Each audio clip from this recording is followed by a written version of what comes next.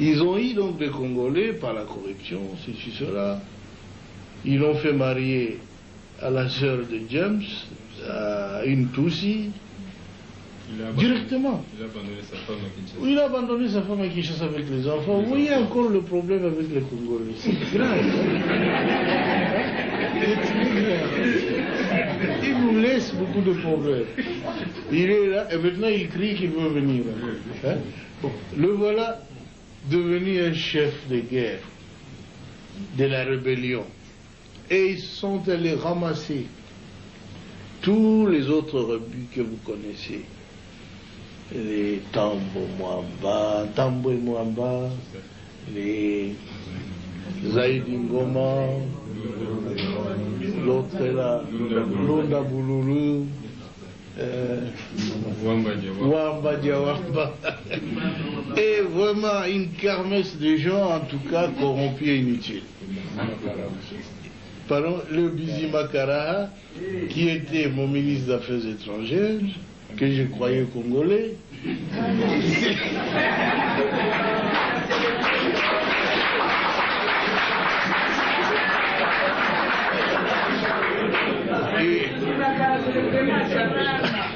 à ma très grande surprise, quand j'avais demandé à cette armée de se retirer, et avait déjà fermé des valises, ils disent, leur armée se retire, ils se sentent en insécurité. Je dis, mais non, votre armée reste. C'est l'armée rwandaise qui se retire. C'est pas la vôtre. Mais ils ont disparu. Et j'ai compris qu'ils n'étaient pas congolais alors. Parce que l'armée qui s'est retirée était rwandaise. Ah oui. Un ministre congolais, un ministre d'État a disparu. Un ministre des Affaires étrangères a disparu. J'ai dit, nous étions infiltrés alors. Infiltrés au sommet de l'État. Alors ainsi on aura pu découvrir des documents où Kagame dirigeait ces gens-là, où il complotait pour que les Tutsis prennent la tête de ce grand pays qui n'est pas le leur. Alors ça en est trop, hein. Ce pays ne leur appartient pas. Ils veulent en prendre la tête. Quoi? Mais c'est pas possible, ça a été très grave. On a vu tout ça, si seulement on l'avait su avant, ça aurait été bien. Mais le conflit a éclaté après. Ils tentent le conflit, ceux qui n'ont pas pu réussir avec le coup d'État, qui avait échoué le 2 août. Et maintenant, je le vois en train d'échouer encore. Notre peuple se défend. Je suis très heureux que vous tous ayez pris conscience de la gravité de la situation pour nous mettre tous ensemble, tous les partis politiques confondus, chez nous. Tous les Congolais se sont mis ensemble derrière le gouvernement. Ils m'ont soutenu, je dois l'avouer très sincèrement. Et je ne sais même pas ce que je ferai pour les rendre.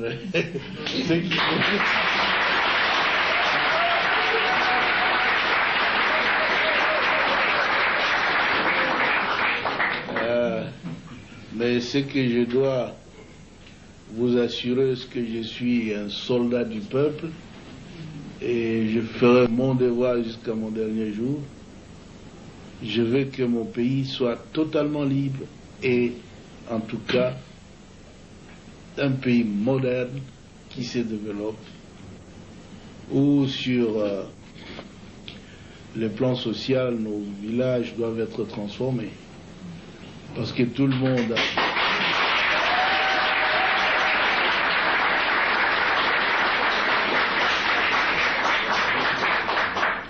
beaucoup de nos élites, beaucoup d'intellectuels, beaucoup de citadins, des gens de ville qui sont habitués à la vie, ont peur de rentrer dans nos villages.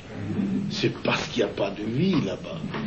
Nous étions donc engagés dans un programme de reconstruction qui a commencé à porter fruit. Et tout cela sans assistance extérieure. Parce que les habitudes politiques en Afrique, c'est qu'on doit attendre de l'aide de la France, des États-Unis, de l'Union européenne, de la, de la Banque mondiale, de ceci, cela. Mais nous avons dit, depuis quand nous luttions, longtemps, nous disions que notre lutte, c'est la lutte de l'intelligence contre la force brute. La force brute,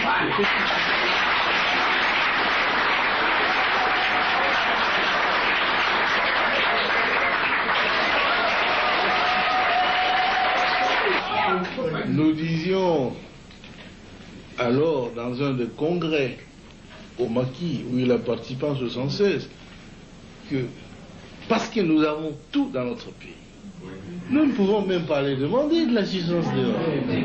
Il faut utiliser l'intelligentsia nationale.